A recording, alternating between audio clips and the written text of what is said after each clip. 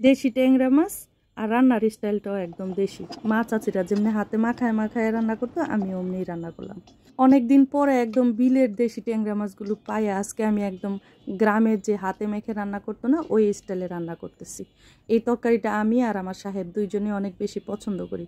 ছেলে মেয়েরা ছোট মাছ বেশি পছন্দ করে না, এই জন্য কিন্তু রান্নাটাও কম করা হয়। বেশিরভাগ ইলিশ, চিংড়ি, বড় মাছগুলাই রান্না করা হয়।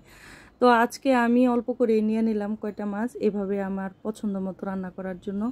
তো পেঁয়াজ, একটু টমেটো কেটে দিলাম, তারপরে হলুদ, মরিচ, একটু ধনিয়া গুঁড়া, লবণ। মশলা তো আর তেমন কিছু দেওয়া লাগে না, অল্প দু একটা মশলা দিয়ে একটু সরিষার তেল দিয়ে ভালো করে মেখে নিব।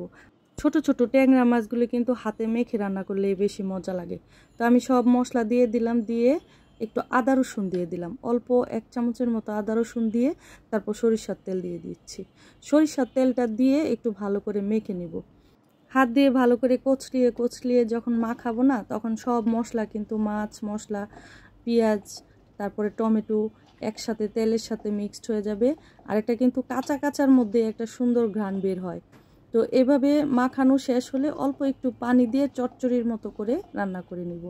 আর এই মাছের তরকারিটা না আমার কাছে একটু পুরা পুরা টাইপের করে নিলে ঝোল থাকবে না, একদম কড়াইয়ের সাথে লেগে লেগে থাকবে। এভাবে রান্না করলে গরম ভাত দিয়ে খেতে যে কি ভালো লাগে, একদম গ্রামের মতো একটা স্বাদ পাওয়া যায়। তো আমি এই যে ভালো করে কিন্তু মেখে নিলাম। এখন একটু অল্প করে পানি নিব, হাতটা ধুয়ে পানিটা দিয়ে তারপরে আমি কিন্তু একবারে বসিয়ে দিব। আর এটা তো রান্না করতেও তেমন কোনো ঝামেলা নেই, সহজে কিন্তু রান্নাটা হয়ে যায়। আর পানি খুব বেশি একটা দিব না, কারণ এখানে তো আমি ঝোল রাখবো না। তো অল্প পানি দিয়ে আমি একটু হাত দিয়ে চেপে চেপে এখন ঢেকে দিব। কয়েকটা কাঁচামরিচ দিয়ে দিব, অবশ্য কাঁচামরিচের ফ্লেভারটা তো সব তরকারিতেই ভালো লাগে। তো কয়েকটা কাঁচামরিচ দিয়ে দিব, দিয়ে রান্না করব। শেষের দিকে আমি ধনেপাতা দিব। তো এখন আমি ঢেকে চুলাটা ধরিয়ে দিলাম। এই তো আমার কিন্তু পছন্দের তরকারিটা প্রায় হয়েই গেছে, একটু বলক আসছে, তারপরে আমি একটু নেড়ে দিচ্ছি।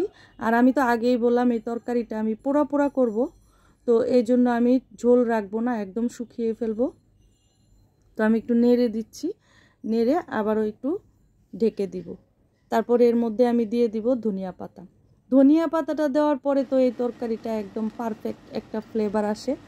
তো আমি বেশিক্ষণ আর রান্না করব না, ধনিয়া পাতাটা দিয়ে আমি কিন্তু নামিয়ে নিব।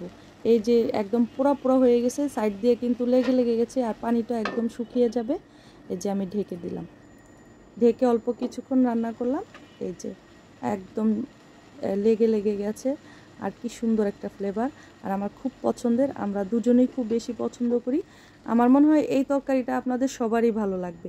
গরম ভাতের সাথে একদম দেশি ফ্লেভার হয়ে গেল আমার মজাদার একটা ট্যাংরা মাছের তরকারি। আল্লাহ হাফেজ।